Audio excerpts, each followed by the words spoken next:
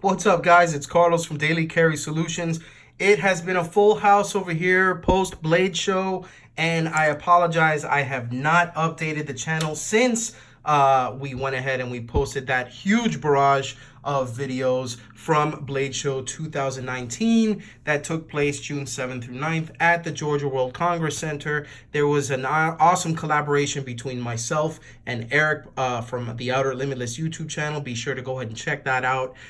If you haven't already, I'll go ahead and put a link up here to the playlist, or at least one of the videos, to kind of get you started. But in the meantime, this is some of the swag that I took away from Blade Show and as a result from being at Blade Show. So stay tuned, and we're going to go ahead and check out some of the stuff and yeah, maybe talk a little bit about it. Maybe, you know, put a peek into some of the future reviews that you are going to see on this channel. So stay tuned.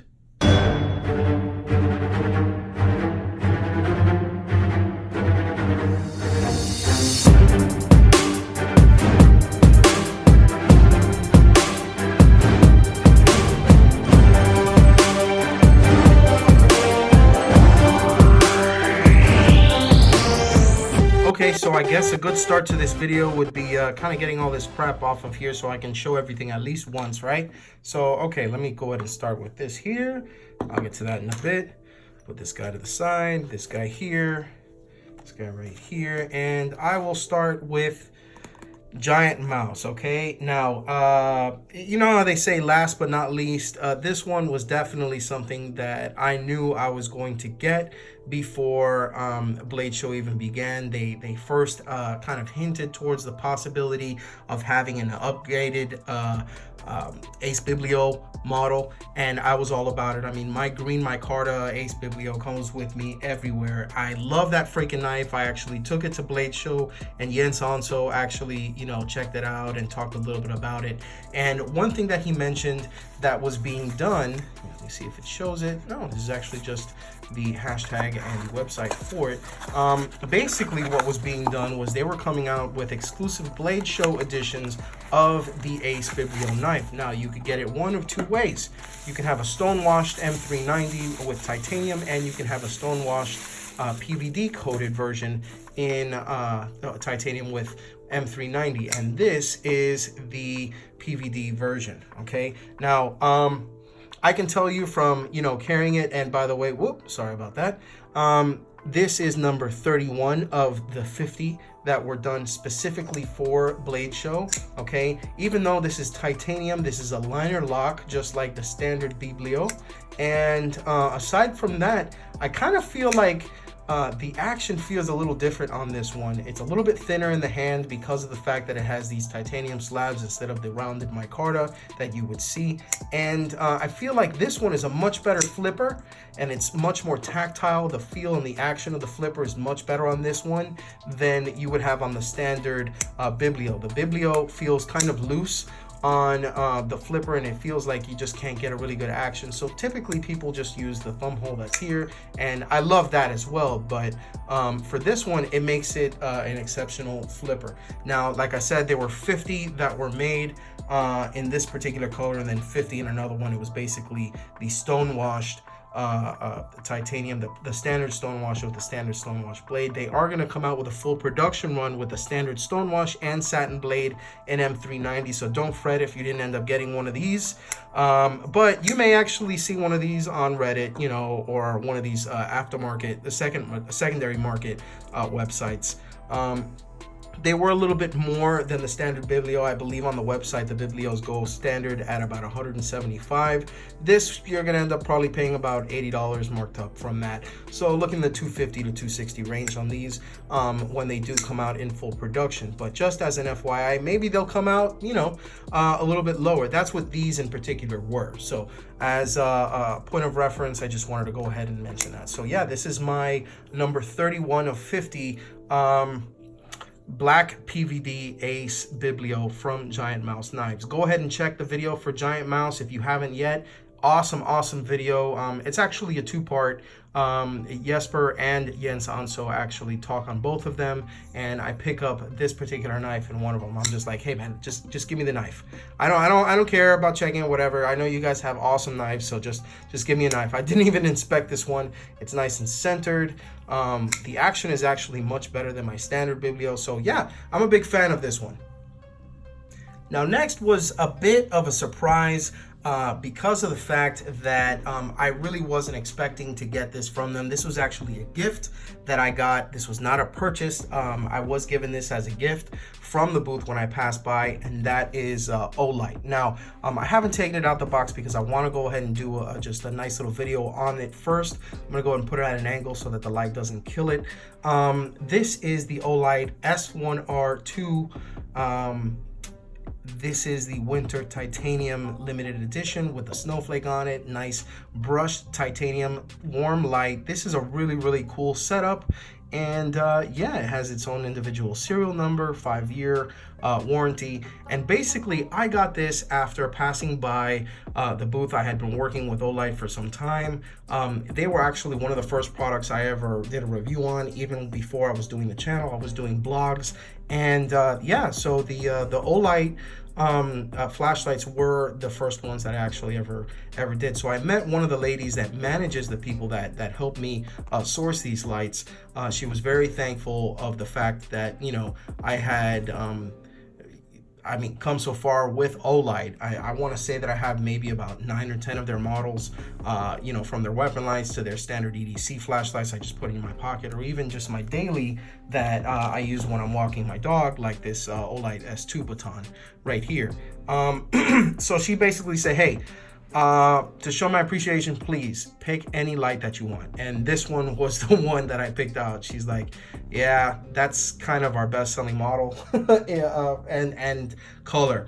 And what's distinct about this one is it doesn't have the lumens that some of the other counterpart versions that have that came out. There's a rainbow titanium, there's like a goldish color, I guess a rose gold, standard black, and then there's this guy. This guy represents the winter, hence the snowflakes and all that stuff, but it's warm light as opposed to cool light that you see on a lot of the OLIGHT models that come out. In fact, all of them, I'm pretty sure, are cool light, except for this one, and there might be one other model, but it escapes my memory.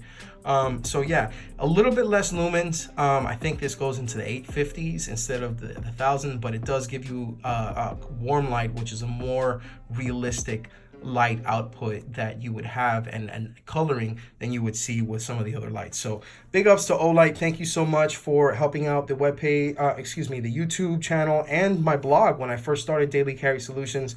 Thank you so much. I'm going to go ahead and put this in a review in the future. So there you go. So one of the things that I was really interested in doing while I was at Blade Show is not just check out the knives, but check out knife accessories. And I couldn't go to the entirety of Blade Show and pass through it all without going by the KPL booth. All right, if you haven't seen the video on that, go ahead and click the little card that's up there and it should take you over to that particular video. Hopefully I'll be able to go ahead and put a link up there, but if not, it is in my Blade Show playlist. KPL stands for Knife Pivot Lube, and this is something that I asked the folks over at KPL to just give me a brief explanation as to how this would help the pivot action, the action overall for the knives. And it comes with a nice needle point oiler. As you can see, the liquid is actually red, and I mean, it's actually worked on some I've seen some really good results on other knives. I'd be interested in putting into the test with some of the stuff that I have and see how that works. So thank you so much. I went ahead and I picked one up. They explained to me that they also have the other version, KPL Heavy, but I wasn't really looking for that. I was looking for the original KPL, and he mentioned that there were some other things that were coming up in the works, perhaps something that was going to be specific towards kitchen cutlery. But in the meantime, I did pick up some KPL from the folks at the Knife Pivot Lube booth. So thank you so much, guys, for being so hospitable. And yeah, I hope to put this on some knives and document that in some videos in the future. Thanks. Now, I did say that the OLIGHT was a bit of a surprise, but this is actually surprise number 2 that I received. This was from the kind folks over at the Alliance Designs booth. Now, Alliance Designs is a company that's a relatively a relative newcomer to the game when you compare them to other companies, even companies like Kaiser, who's been around for a little bit but not too long. And what I like about them is that they have some very, very nice designs that they're coming out with some unique steels and some unique patterns and such that you can pick up their blades at.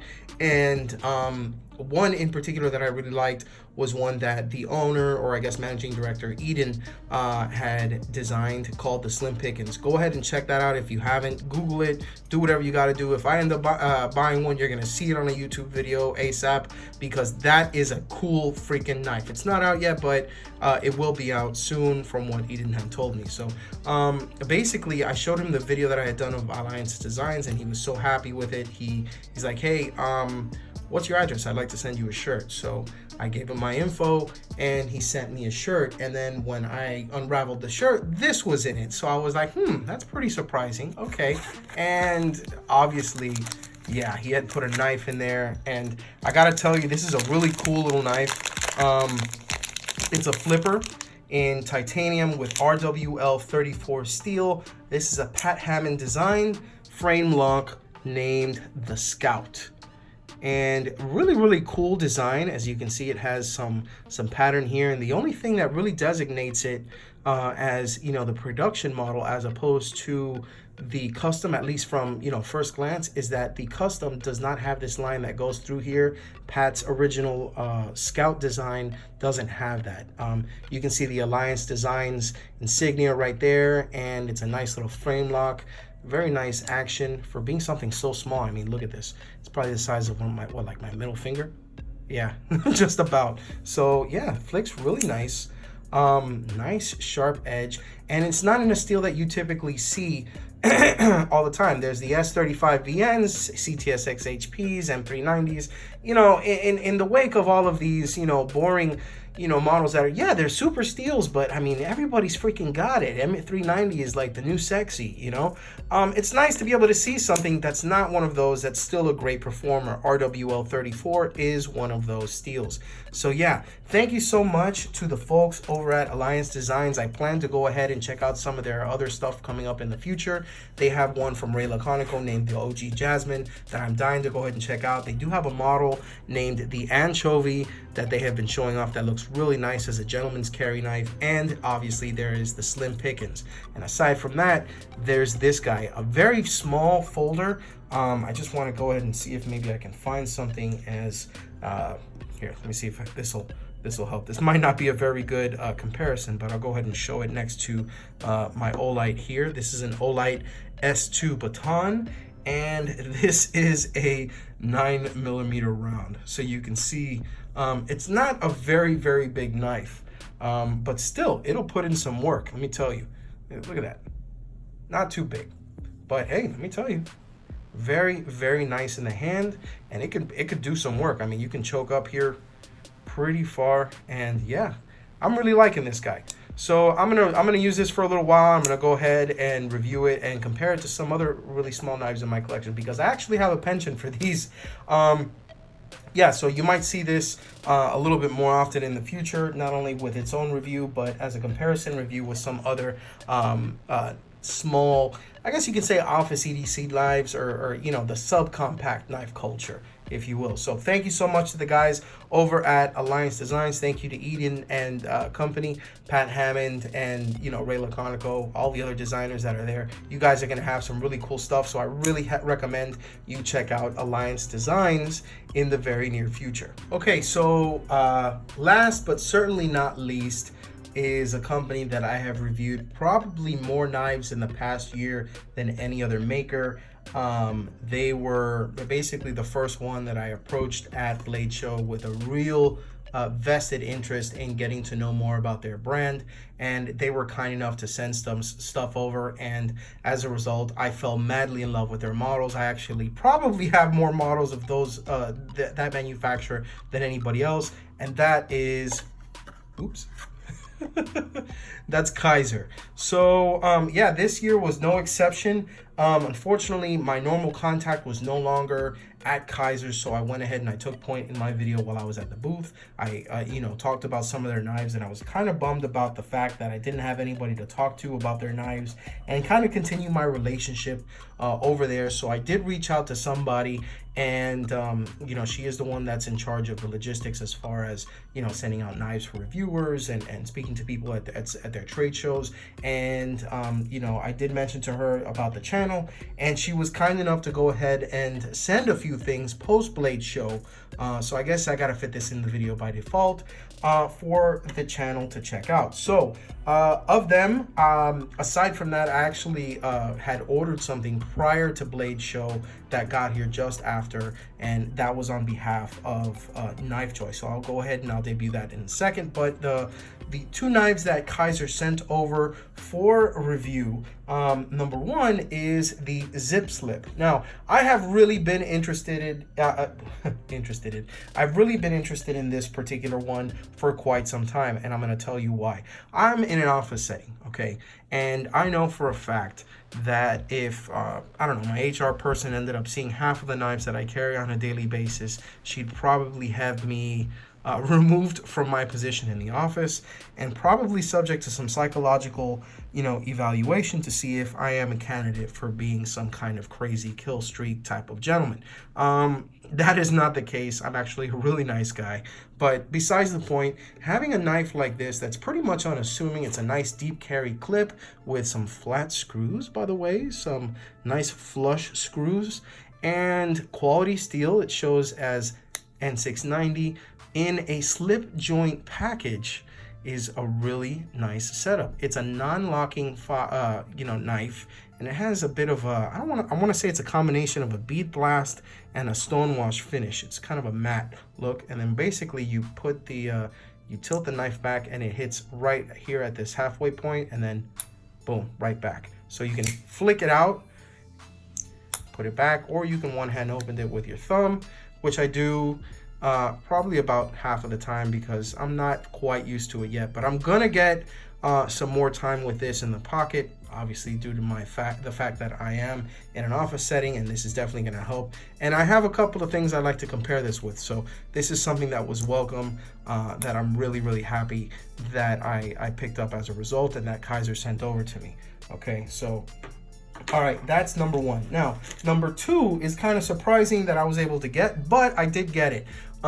Because of the fact that this particular model did so well last year when they debuted it, the mini version in G10, and I think either VG10 or 154 CM, they came out finally with a titanium version, and that's the Sheepdog. That's right, ladies and gents. I have, a little bit too much bling there, a little bit too much shine. This is the Kaiser Mini Sheepdog. This is model number KI3488A1, which is the standard natural titanium. This is a frame lock, very nice. It's you know, it's a lot thinner than I thought it would be, and it's a lot smaller than I thought it would be. But that flipper action is actually pretty cool. It's a pretty neat knife. There's the maker's mark from Sheepdog Knives. It's the C01C Mini, and the Kaiser insignia, as well as the steel being S35VN, and the model number. You can see the pivot collar has that coloration to it in blue, but the rest of it is basically